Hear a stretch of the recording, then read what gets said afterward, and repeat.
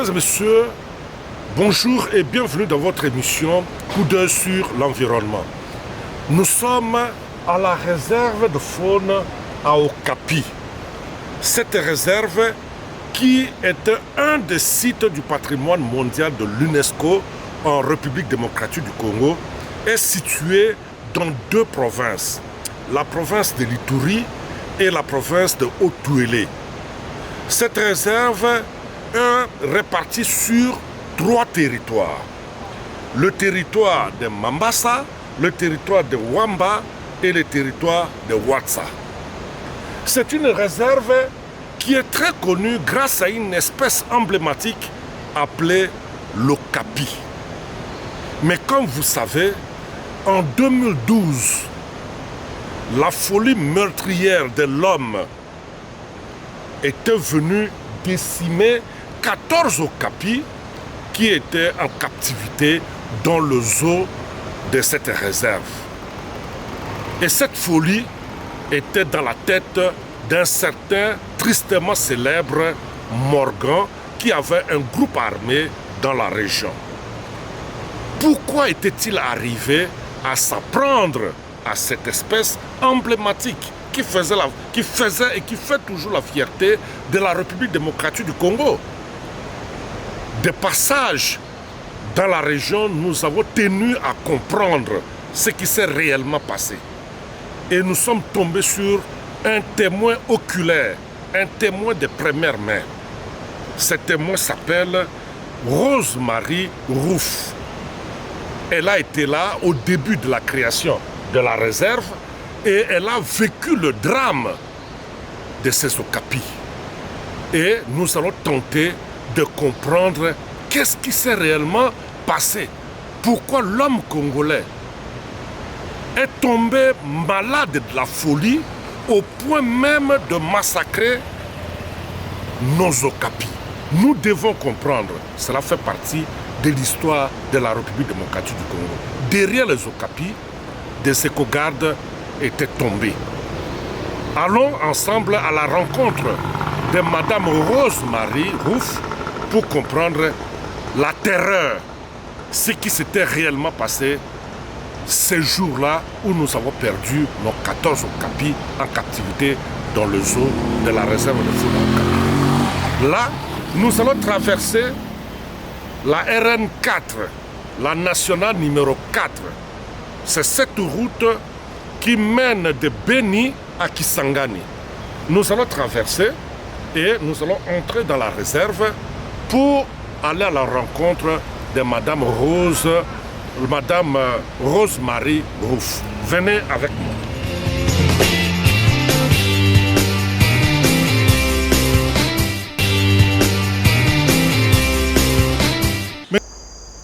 Voilà, mesdames et messieurs, comme je venais de vous annoncer tout à l'heure, nous sommes dans le zoo. Si vous regardez cette grille, c'est vraiment un zoo très vaste. Et c'est ici que restaient les 14 okapis qui avaient été massacrés en 2012. On prenait soin d'eux ici. Les touristes venaient le voir ici. Et vous savez bien que les okapis, ce sont des animaux solitaires, que ce n'est pas facile de le voir dans leur milieu naturel. On avait facilité en le mettant en captivité dans ces zoos pour permettre à tous ceux qui passent par la réserve de faune à Okapi de le voir de plus près, d'admirer la beauté de cette espèce animale. Mais voilà qu'aujourd'hui, ce zoo est vide. Si vous regardez tout autour de moi, c'est vide. Et pourtant, avant 2012, avant la folie de Morgan, nos 14 okapis étaient là. On pouvait les admirer, on pouvait les approcher, on pouvait les toucher. Mais malheureusement, cette journée de l'année 2012 a été une très très mauvaise journée pour cette réserve. Et les 14 okapis avaient été systématiquement massacrés. Madame Rose-Marie Rouf, je venais de vous dire elle est ici depuis plus de 30 ans. Voire même à la création de cette réserve. Elle a vécu, elle connaît l'histoire des okapis de cette réserve. Elle connaît l'histoire de cette réserve. Et elle va témoigner de ce qui s'est réellement passé dans cette réserve. Pourquoi les okapis avaient été massacrés, elle nous dira toute la vérité. Madame Rose Marie Rouf, elle est directrice de WCG. C'est une des partenaires de l'Institut congolais pour la conservation de la nature. Bonjour Madame Rose Marie Rouf. Bonjour monsieur. Je suis très heureux parce que c'est vraiment la première fois que je cherchais à vous avoir. Je vous ai raté une fois à Kisangani. Mais voilà, quelques années après, je vous retrouve ici. Et Dieu merci, en bonne santé, pour nous raconter l'histoire de la réserve de faune à Okapi. Qu'est-ce que vous en savez? Enfin, vous savez, la création était en mai 1992, à la création officielle de la réserve de faune à Okapi. Mais avant cela, on a fait des recherches, on a fait des investigations. On a constaté dans cette forêt de la réserve aujourd'hui, c'est là où il y avait la plus grande densité des okapis. C'est pour cette raison qu'on a décidé qu'ils doivent être protégés par une réserve et pas par un parc, parce qu'on n'a pas voulu déloger les Mboutés, les autochtones, qui vivaient dans des centaines des années dans cette forêt, et on devrait les déloger quand vous faites un parc national. Et ça, nous n'avons pas voulu. Pour cette raison, vous avez une réserve habitée aujourd'hui, avec les Bantous et les Mboutés. Les Mboutés, en fait, ce sont des peuples autochtones. Oui, ce sont les Pygmées. Les Pygmées, oui. Voilà. On appelle peuple autochtone aussi. Peuple autochtone, oui, vous avez raison. Aujourd'hui,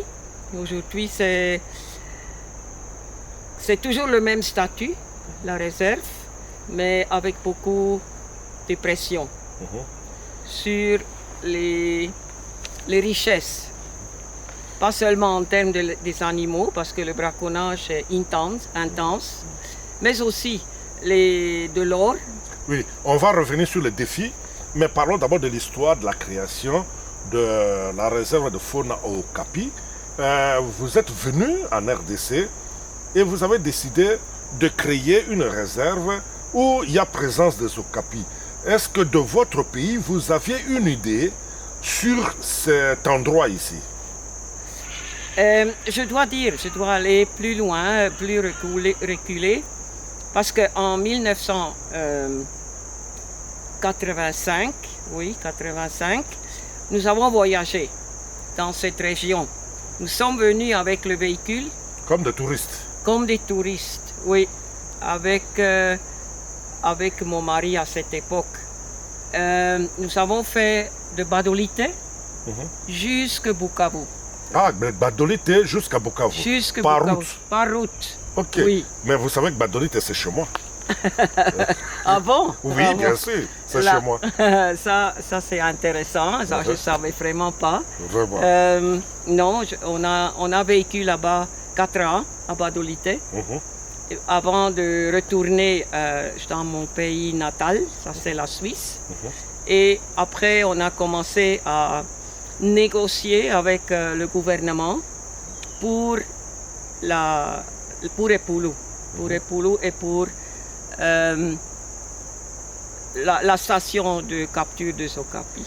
Oui, mais le trajet que vous venez de décrire là, vous avez fait la route Badolité-Bukavu. Mais Epoulou n'est pas dans cette zone. Comment avez-vous découvert que non, c'est à Epoulou qu'il fallait créer la... En 1984, je dois dire, c'est la première fois que j'ai fait la connaissance d'Epoulou.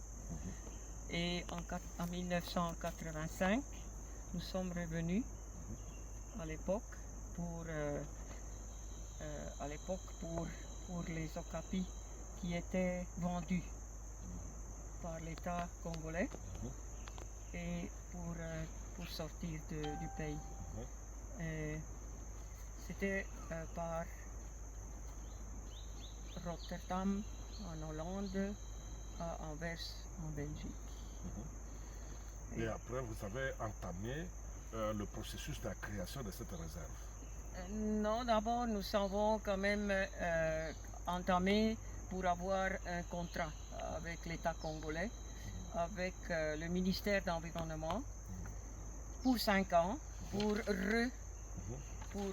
rétablir cette station, parce qu'elle n'était pas dans de bonnes conditions. Et alors, on devrait plus travailler pas mal pour rétablir cette station. Qui était en 1987. Nous sommes arrivés le 7 juin 1987. Voilà. Et là, on a commencé à travailler. On a fait les campagnes de capture, on a capturé les okapis.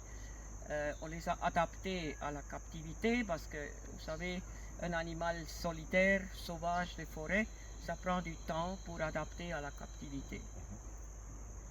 On a aussi reproduit ici les okapis en captivité. Donc on avait 11 jeunes nés en captivité de les animaux qu'on avait capturés dans la forêt. Et alors, comme vous avez déjà dit, le 24 juin 2012, Morgan a tout massacré, tous les okapis. Et le plus jeune que nous avons eu, c'était dans la deuxième génération, un bébé de 6 mois. Qui a été aussi tué. Yeah, avec sa maman. Oui. Okay. Alors dites-nous un peu, quel est le rapport que vous entreteniez avec le couple Thérèse Hart? Parce qu'on nous a dit que le couple Thérèse Hart, donc ce couple américain, a beaucoup contribué à la création de la réserve de faune okapi. Oui, les John et Thérèse Hart étaient ici en faire les recherches sur les okapis en forêt.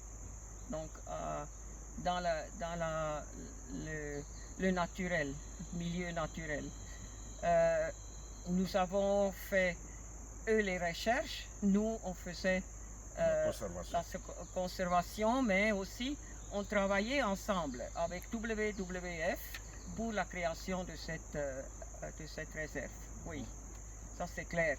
John, il était beaucoup plus la personne qui a sillonné le forêt pour trouver les limites de cet endroit. Dans la cartographie. Dans la cartographie, en voyant la richesse des faunes et flore de cette réserve. Alors, il y a des endroits où il y a les frontières, les limites naturelles, et il y a des endroits qui ont des limites imaginaires. Malheureusement, oui. Alors, dites-nous un peu, Madame Rose-Marie Rousse, votre mari est décédé, vous avez décidé de rester ici pour continuer l'œuvre que vous avez commencé ensemble. C'est par passion ou tout simplement parce que vous avez un autre intérêt à ça? Je pense que c'est par passion. Vous savez, quand mon mari a été tué par un accident routier en 2002, je savais qu'on ne peut pas abandonner cette place. Il y avait tous les okapis, il y avait aussi tous les agents engagés chez nous. Ce n'était pas facile, vraiment ce n'était pas facile de prendre ce projet, surtout à la peine de la perte de mon mari. Donc on a essayé quand même, on a résisté, parce que moi je trouve que ce pays mérite la résistance et la conservation. Et ça c'est toujours ma passion aujourd'hui. Je trouve que ça vaut la peine de faire comprendre au peuple congolais que cette réserve est unique, que cette réserve a des animaux de nécessité de protéger. Et j'aime beaucoup les okapis, je dois dire. Ça c'est vraiment un animal très mystique. Elle est spéciale, je trouve. Chaque animal, j'ai constaté, a un caractère différent.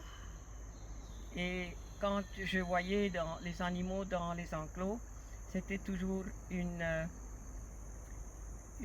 plaisir chaque jour de travailler avec eux ici. Mais aujourd'hui, vous savez que, je sais pas, je trouve, je veux rester jusque, moi je pense que c'est maintenant le moment de quitter, mais ce n'est pas encore le moment. J'ai toujours la force et j'ai toujours des obligations envers cette réserve, je trouve. Ok. Alors dites-nous un peu, parlez-nous un peu de la journée fatidique pour ces okapis. Comment ces okapis avaient été massacrés? Vous étiez là, vous avez vu de vos propres yeux, vous savez ce qui s'est passé. Comment ça s'est passé? Non, je dois dire, je n'étais pas là, heureusement. Ah, d'accord. Non, je n'étais pas là. J'étais en congé. Ce jour-là, on avait reçu, enfin, l'ICCN avait reçu des informations que Morgan est tout proche et il va attaquer la station. Je pense le responsable à cette époque-là, il n'a pas trop mis l'attention sur ces informations qui étaient données par les Pygmées et les Bantous qui sont venus du forêt. Et alors c'est pour cette raison il a pu entrer dans ce village sans que les gens réalisaient. Et à cette époque-là, il y avait 2 gardes à la station qui étaient à la barrière. C'est tout. 2 gardes seulement. 2 gardes seulement, oui. Et vous connaissez l'histoire que il a pas seulement tout massacré les okapis, il a aussi brûlé les agents de l'ICCN vivantes. Brûlés au village. Il a pris des otages, des jeunes filles violées avec lui dans la forêt. Et oui, c'est ça. Et tout ça en peu de temps seulement. Oui, en peu de temps. Je peux dire pendant 2 jours. Pendant 2 jours, il était ici. Bon, il avait occupé ces eaux ici pendant 2 jours.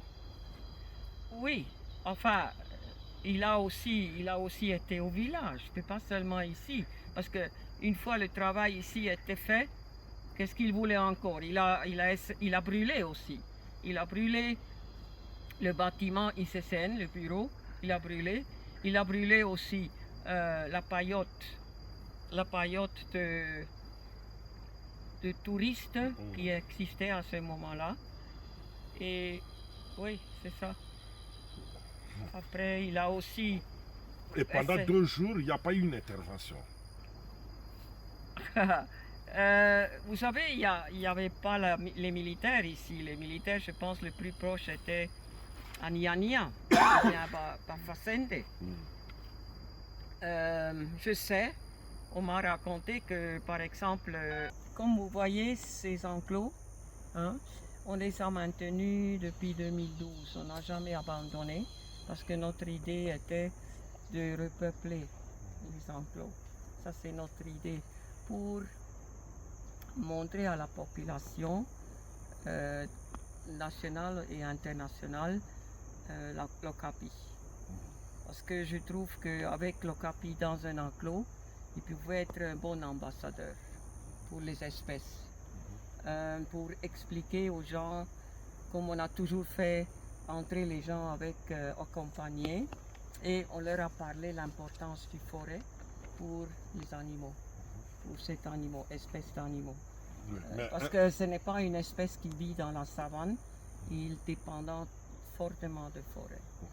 Et vous avez le projet de repeupler ces eaux avec des okapis pendant que vous avez encore la force, comme vous venez de le dire. Oui, moi je trouve que c'est le moment. C'est le moment. Parce qu'on a toujours hésité contre la sécurité dans la région. Parce que vous savez, même aujourd'hui, il y a des milices, il y a des maïmaï qui sillonnent ce forêt. Et on a tellement eu un choc à cette 2012 que nous avons pensé qu'il fallait absolument garantir que ces animaux vont jamais être massacrés encore.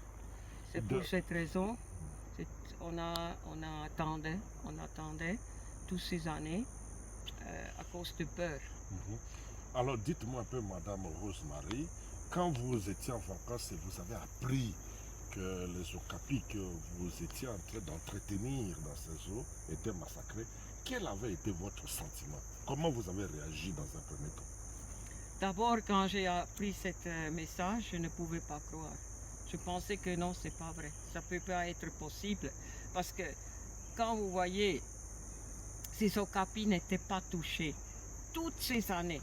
Hein, pendant qu'il y avait la guerre qui était entre MLC et entre Bemba et Boussa. Hein, tous les deux côtés, il y avait un groupe de militaires qui tiraient sur l'autre et tous les okapis n'étaient pas touchés, jamais dans la vie. Alors je pouvais pas penser que un groupe peut toucher les okapis. Comment un animal innocent, hein, dans les enclos, pas moyen d'échapper, il faut le tirer. Il faut le tirer et tuer par les balles. Moi, je trouve que ça c'est quelque chose que, même aujourd'hui, j'ai difficile quand je dois penser à ça. Ça me fait toujours mal. Toujours. Alors, est-ce que vous avez soupçonné qu'il y avait une raison qui a motivé Morgan, qui entretenait un groupe armé, à venir massacrer ces okapis? Est-ce qu'il y avait une raison? Est-ce qu'il avait une raison? Je pense qu'il avait une haine contre les gardes, contre l'ICCN. Et c'est là où il a pensé qu'avec cette massacre, ils peuvent bien, comment on dit ça, punir l'ICCN pour cela. Mais quel avait été... pourquoi il haïssait l'ICCN? Pourquoi il haïssait une institution qui se consacre totalement à protéger la nature? Vous savez que Morgan, avant de devenir rebelle, il était braconnier. Et il était arrêté 2 fois par l'ICCN, par les gardes dans la forêt. Et ça, il n'a jamais oublié. Il était mis dans le cachot, dans la prison ici à Epoulou. On a même essayé de lui convaincre de devenir garde. Mais lui, il a décidé autrement. Il est parti, on l'a libéré, il est parti. Et il est devenu maintenant l'opposant de la RFO. Mais avec une haine immense contre les humains, contre les gardes et l'institution. Bon, mais Morgan est décédé finalement, mais apparemment la réserve continue à connaître le même problème avec les communautés. Est-ce que vous savez pourquoi ces communautés finalement ne veulent pas de la conservation dans cette partie de la République? Oui, je peux seulement dire que c'est les revenus, c'est les ressources dans cette RFO, dans cette réserve. Je pense qu'il y a une immense montant de l'or, il y a les diamants, il y a le bois, et vous voyez que c'est ça que les communautés visent. Hein? Parce que toutes ces activités, c'est interdit dans une aire protégée, ce n'est pas autorisé. Mais quand même, aujourd'hui, ça existe. Ça existe même à part les étrangers qui sont là depuis 2016 dans cette RFO. Et quand on voit la destruction qu'ils font, c'est immense. Mais aussi, quand je pense à leur façon, donc, comment ils exploitent de l'or, et avec le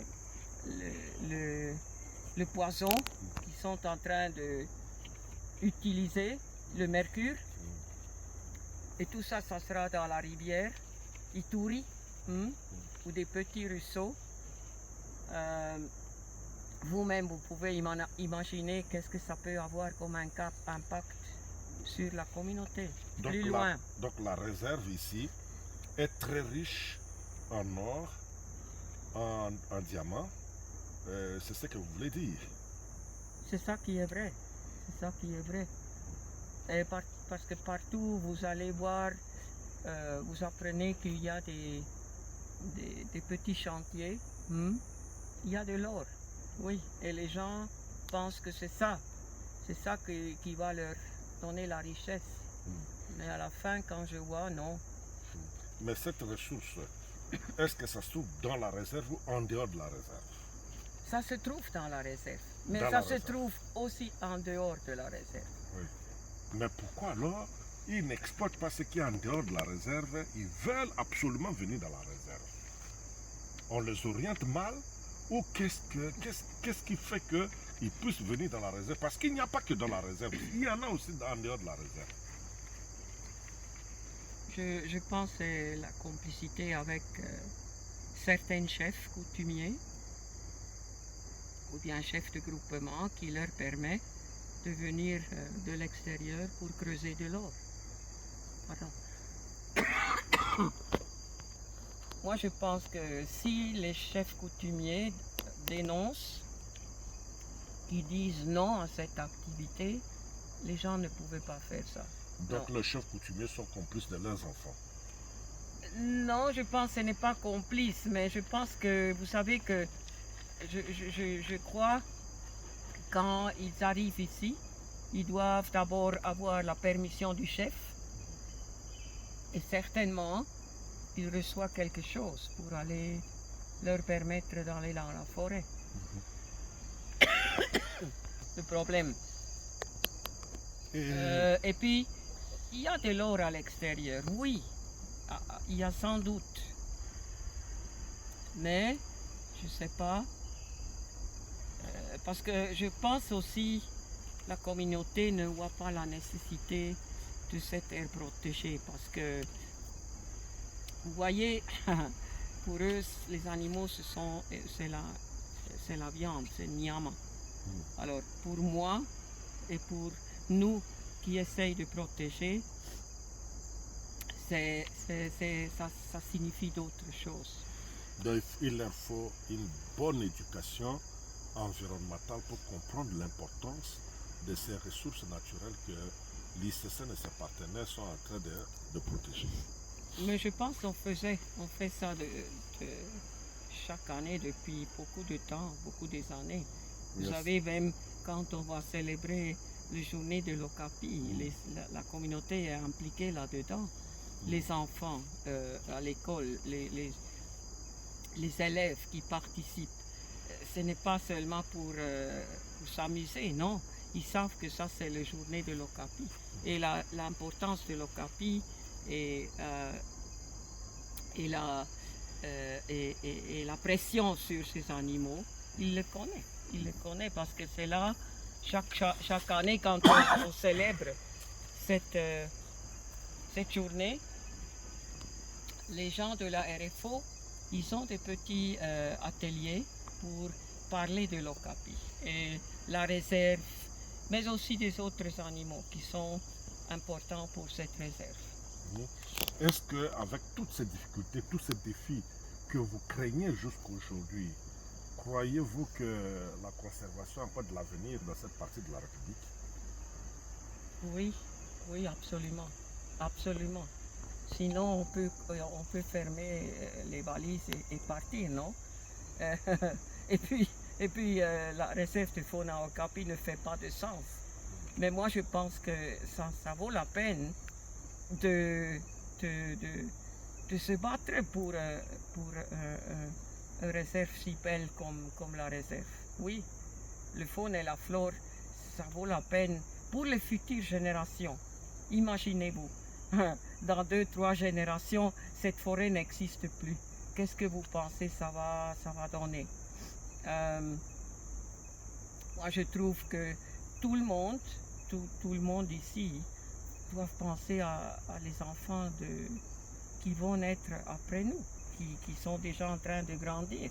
Ils ont aussi le droit de cette forêt, ils ont aussi le droit de cette réserve. C'est pas seulement nous, ça doit continuer. Oui. Et puis sur l'aspect tourisme, une fois ce pays à l'est, il y en a la paix, je peux vous assurer, il y a le tourisme qui donne du travail, qui fait des revenus. Alors tous ces aspects qui étaient avant, n'est-ce pas? Jusqu'en 1996, quand la guerre a commencé. Il y avait beaucoup de touristes qui ont visité Poulougue. Vous ne pouvez pas vous imaginer. Beaucoup. Je me rappelle que le grand place de camping à côté de la rivière, il était plein de bus, les Encounter Overlander, les voitures privées, les gens qui ont voyagé avec les transports publics comme camions. Ils étaient ici, ils sont allés en forêt, ils ont visité les okapis, ils ont fait les promenades. Et tout ça, ça donne des revenus pour l'ICCN, pour la communauté. Tout ça, mais ça n'existe plus. En tout cas, merci beaucoup, Madame Rosemary Rouf, pour nous avoir accordé cette interview. Je vous en prie. Merci beaucoup que j'ai eu la chance de parler. Et j'espère que c'est pour quelque chose, que c'est pour une bonne avenir de cette réserve. C'est là où j'espère que nous aurions beaucoup plus de support et de soutenu et faire comprendre à la population l'importance de cette réserve.